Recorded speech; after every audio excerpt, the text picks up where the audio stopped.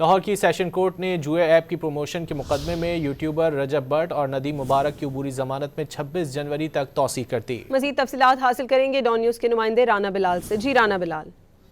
जी देखिए, जुए ऐप की प्रमोशन के मुकदमे में जमानत की मियाद खत्म होने पर टिकटॉकर रजब भट्ट और नदीम मुबारक लाहौर की सेशन कोर्ट में आज सख्त सिक्योरिटी में पेश हुए, जहां पर एडिशनल सेशन जज ने दोनों मुल्जमान की बुरी जमानतों पर समाअत की और दौरान समाअत जो NCCIA के तफ्तीशी अफसर हैं उन्होंने मुकदमे का रिकॉर्ड जमा करवाने के लिए अदालत से मोहलत मांगी, जिसकी अदालत ने इस्तदा मंजूर करते हुए आइंदा समाअत पर NCCIA को रजब भट्ट और नदीम मुबारक के खिलाफ मुकदमे का रिकॉर्ड पेश करने के अहकाम जारी कर दिए।